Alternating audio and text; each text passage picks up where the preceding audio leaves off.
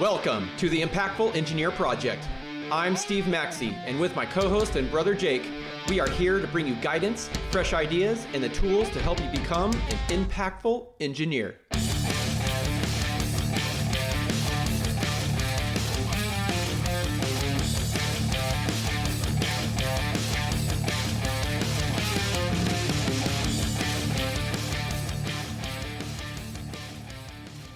Intro done. All right, let's go. We don't do let's do the intro this time. Let's do the just in case. Do our 3 episode types. They already know what they're here for. We scream it at them with some music. That's right. You do. That's right. But consistency is key. People expect to hear our episode types. Or they might just shut it off because they're like, "Ah, shoot, I clicked the wrong thing for some reason." Yeah, isn't lining these up. Guys. Yeah. So within this podcast, we have a few episode formats. Our most common episode type is you and I, right? Jake and Steve presenting a topic where we introduce the why and the how around that topic. And we like to give some tips to inspire some action. Occasionally, we will have a solo episode where you or I will jump on here and just get something off our chest because we're impatient. We don't want to wait for the other person to hop on. Mm-hmm. And we just know it's super important and other people need to hear it.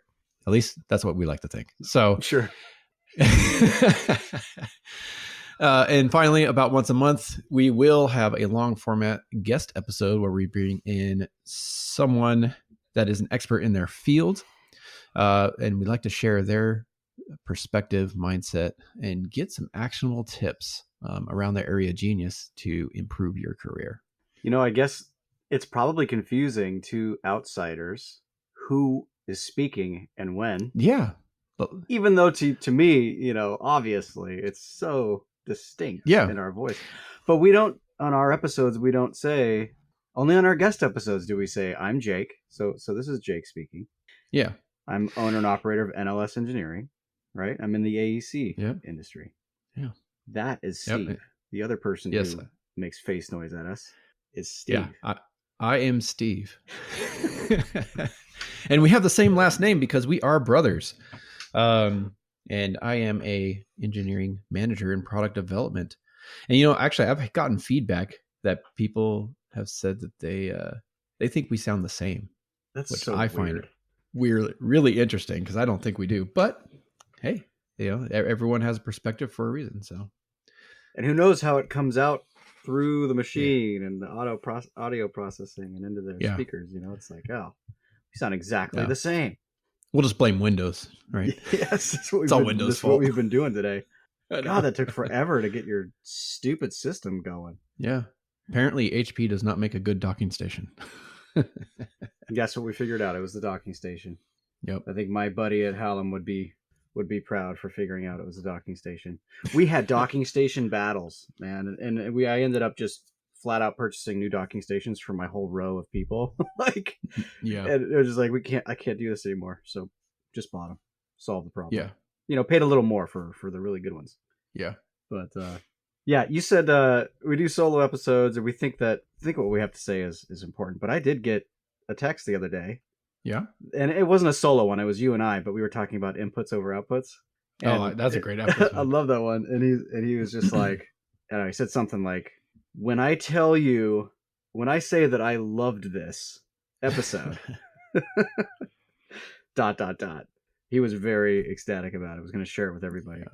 And I'm glad that one hit because it's one of the things that I've used to, in my journey to get myself where I am, which I've gotten, nowhere in the grand scheme of things. But when I compare myself to others, and that I'm looking up to and striving towards, but I feel the momentum and just the energy generated behind just doing the things, because you're a result of the things you've been doing for the last 6 to 12 months, not what you're doing today. Oh, absolutely, yeah. So I like to focus on inputs nowadays. I used to always focus on outputs. If I didn't hit that weekly metric, what a disaster that was.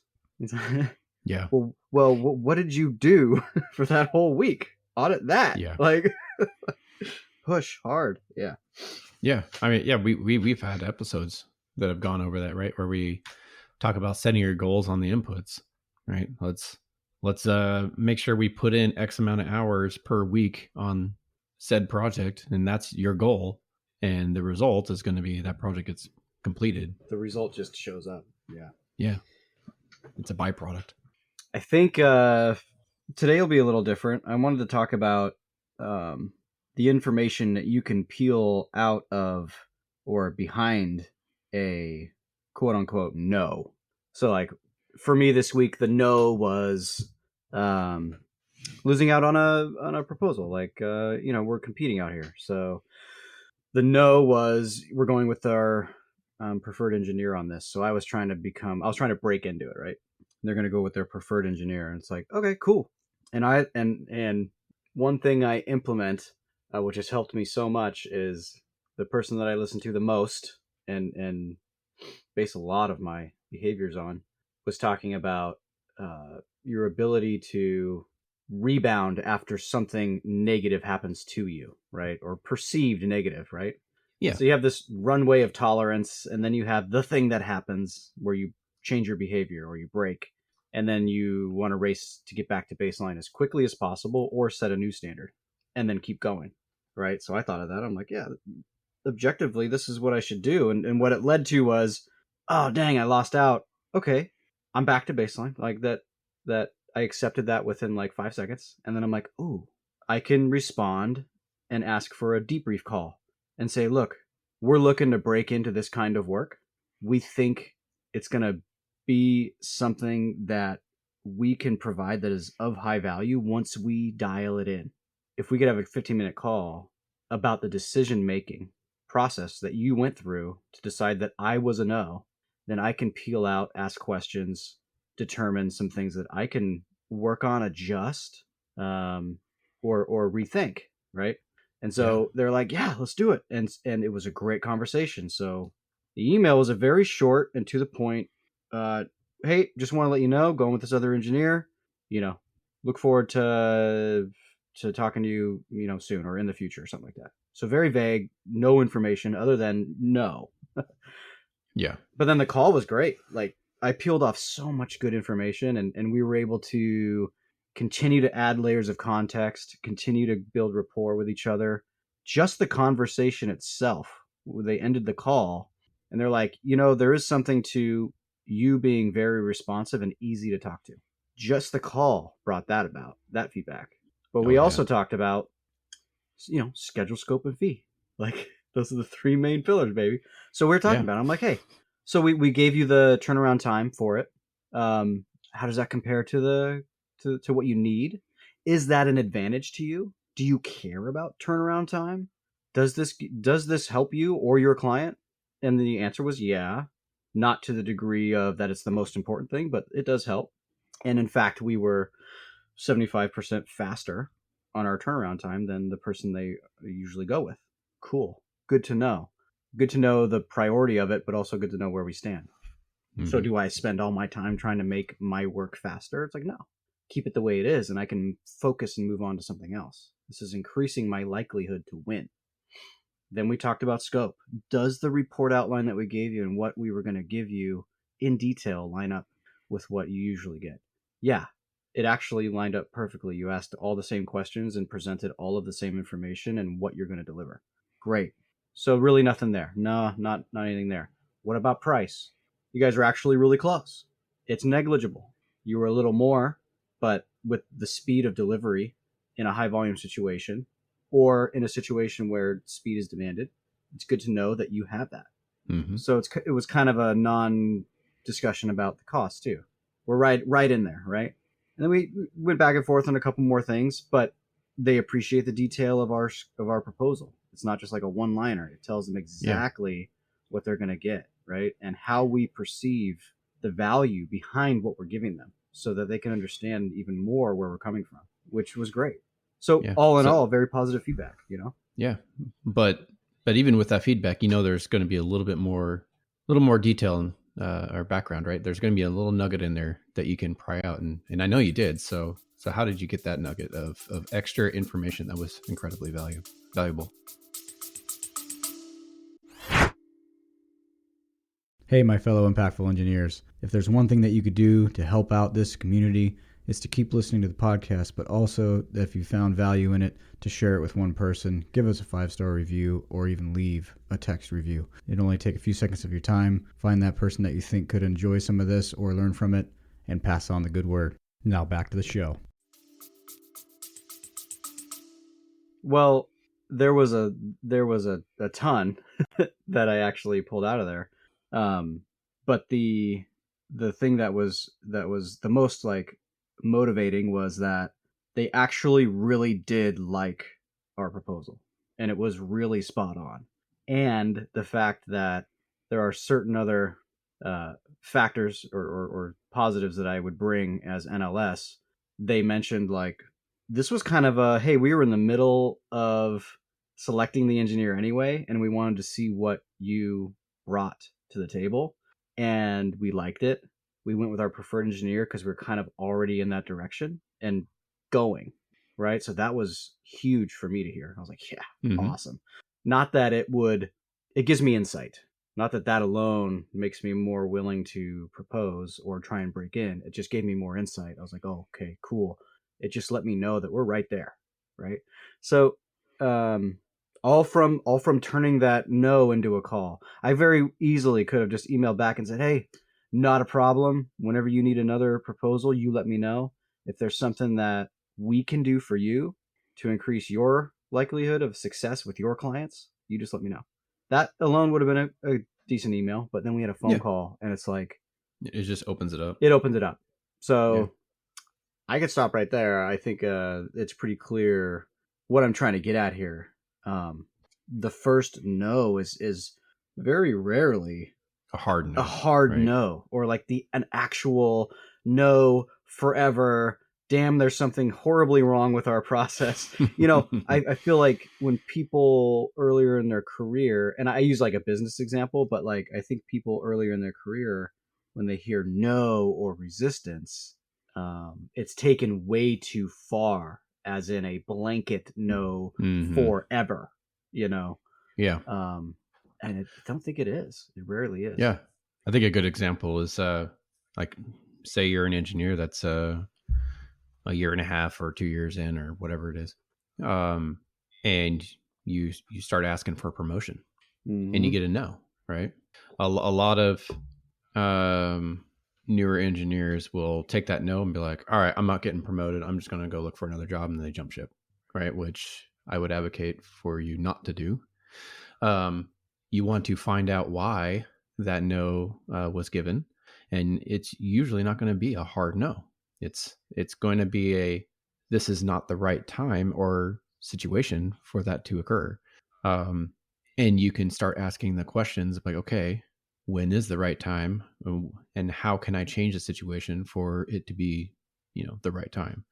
And that's when you'll get that feedback of, I'd like to see this improvement here, or I need to see you launch these projects, or I need XXXX, right? You'll get that feedback of how to turn that no into a yes. And, I don't think it's going to be a multi-year thing. It's probably a few months, right? Just to really show that initiative, or maybe they're just waiting for that project to get completed and to have that, the ammunition, right, to advocate for your promotion. That's all you need. Yeah, there's so many things to it, and one is, if you don't get the information to fill in the gaps, you'll fill in the gaps for them, and it's never good. Yeah. No, we're not up for promotions this year, and in fact, our cap at raises is going to be 2% if you get one. If you just accepted that, do you know how much there is to fill in for the reasons why? And this company's terrible, and I'll never get promoted, and you can just fill in whatever you want. They don't appreciate what I've been doing, blah, blah, blah, blah, blah. And then you're just going to drive yourself right out of the race to career advancement. So don't allow yourself to fill in the gaps in all the context and the reasoning. You should be asking questions about it. And there will be pushback, of course. This person just wants to give the answer and then have it go away when they're very short. And either they don't know how to advise you, or they just, it's not their priority. And so help them give you what you need. So if someone's like, for instance, if someone's, hey, looking for a promotion, and I've had this response before. Oh, here we go. Here comes the money ask. Everybody sticks around for a little bit and then starts asking for money. Mm-hmm. Terrible response, like from a manager. Yeah. By the way. Oh yeah. Just complete trash. I guess I can give you an overcome for that if you're willing to. You can start asking questions like, "Oh, is it the standard here that we wait and are told what our opportunities are? I'm okay with that. Let me know when we would likely receive that direction or that information." And then you can make it such that if they say, well, we don't give you that information, and yes, you're supposed to just wait and prove to us through your work. And when you're ready, we'll tell you. Well, that's good information for you to know because, first of all, you didn't come up with that. They did. And so then you can actually take it at face value and do something with it, which at that point I would say, yeah, this is not a great place, and start maybe thinking about something else. But the key is don't let yourself fill in those gaps. But let's go with like another overcome that's more typical. Like the example I gave earlier is like, well, we discuss promotions at our yearly review slot. Or it's a hard year this year. We're not focused on that right now. We just need to buckle down and get it done. Nobody's getting great promotions this year. The typical pushback, right? Then you want to ask, if it were a good year and it were the perfect condition to start giving people promotions, who are the people and what do they do that would be slated for these promotions, right? What do they look like? What do they do? And what can I do to become one of those people so that whenever you're ready and the stars have aligned, you can come back to me and say, man, I've seen you've been doing all the things I said are worthy of promotions, and here's your promotion. Something like that. So then you're talking about it, you know? It's like, oh, well, you're 2 years out, you know? Well, what would make it 1 year out? It's not impossible. Let's just talk about it. Even if you think that it would be impossible, or that it would be very challenging for me to reach that, could you give me a guidepost? Because if I try really hard to reach that in a year, I'm only going to be better off for that 2-year timeline that you have imposed on this situation. You know, give them something to work with so that you can receive some info. Yeah, and oftentimes, you know, they didn't know that you were, you know, aggressively trying to move upward, and now you're letting them know that is your interest, and now they can start working with you on a development plan. Yeah. Right. So you're open. That no just opens up the dialogue between you and your manager to start that conversation of like, what does it take for me to move up, and how can I start doing those things right now so I can prove that I am ready to move to that next level. And that's all the no is. It's just a starting point for further dialogue. Exactly. And this is all part of that. We are heavily in control of our careers. And this is what we're talking about. This is part of taking control and driving your career in the direction you want it to go. Getting past the initial no or the initial friction of a response that you perceive is some sort of blockage or that you can't push. This is part of that. Push past it. Ask some questions. Yeah. And I think that it's a general concept that can apply to across our careers, right? I mean, if you are a product design engineer and, you know, say you're pitching a new product idea, you're like, oh, I think this would be super great. And then you get a hard no, right? They're like, no, that's not a product that we should be working on. Well, now you can start asking, well, why? You know, is it not serving our customer base? It doesn't have the feature set that we're after, et cetera, et cetera, et cetera. And so you can dial that in and, you know, change your pitch and change the product idea to best suit, you know, the outcome that they would like. And then now you can get an approval for that project.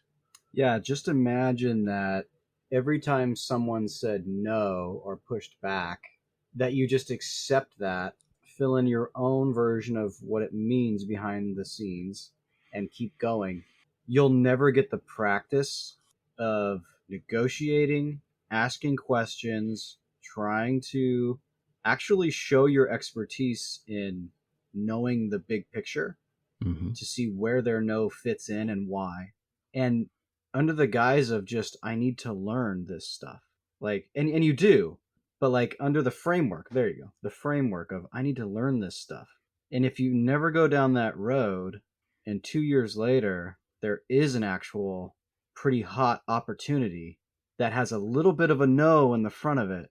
But if you had practiced and been shot down over and over and over, and you know the game, and you implemented your strategy in these types of situations, you could have gotten past the no and then Yeah.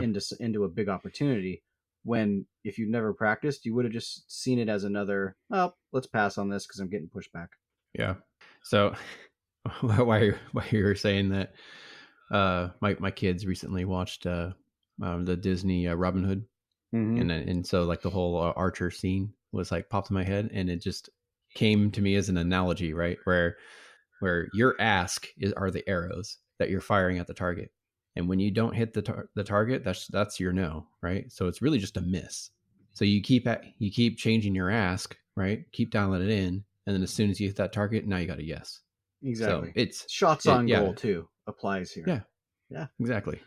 Yep. It all ties together. Yep. It's just, I find that we all know this stuff, and the how you do the extraordinary, how you do the not what everybody else is doing. So you're trying to thin out the crowd as you move up and up and up and become more skilled. It's all about identifying these core concepts in the situation you're in, and then applying them, because they can be Mhm. very deceptive. They can hide really well. And something we're talking about now is getting past the no and just pushing so that you can get behind the scenes and learn more and change your ask. It applies to many, many situations that if you don't have the core fundamental down of this concept, you would misapply it because you only heard it in one way from us, right? Yeah. You heard it from two ways. One was with a prospective client that I didn't get a job, I didn't get the work with this time. And then there was the career asking for a promotion angle. Mm-hmm. It's like those are just two minor examples of an Yeah. entire 1,000-page library like of examples or situations where you could apply this. Yeah. So like just really think about the concept and think, where can I apply this week even, because it will come up. You just have to look a little harder, and then work on it. Yeah. So I think it boils down to, change the no to a yes by asking the right questions and then applying action to satisfy those questions. Yeah, to respond to those answers. And your goal doesn't even have to be to change it to a yes. It could be just to learn more about why the no occurred. Absolutely. But if you're in a sales position, then yeah, you want to change that no to a yes. Yeah. Or if you're trying to get a promotion, right? Yeah, I guess if you're trying to get a promotion or trying to win a job, or Yeah. Yeah. I mean, ultimately the goal is to get a yes, but first you got to understand why it was a no in the first place. Yep. And I guess why I made that comment was that if setting the goal for changing the no into a yes makes it so daunting that you think the yes is so far out there that you won't even try, I want to avoid that. So if you're going to shut yourself down because you think changing it to a yes is nearly impossible, I want you to think of it as, let's see the reason behind the no and learn more about the no, just for learning's sake. Yeah. And we know it's a no, and it'll be a no, but let's just learn some more. And yeah, then that output might very well be a yes. Yeah, or you might just get a yes from a new person because you improved your current situation from the things that you learned. That's right. It carries over. Yep. Cool. That's why I wanted to message to everybody today. Yep. No, that sounds good. So yeah, if you, the listener, learned something today or think someone else needs to hear our point of view, please share the show. Drop us a 5-star review, leave a comment for a review. That would be awesome. It's the best way we can grow the podcast and continue to create value and impact for the engineering community.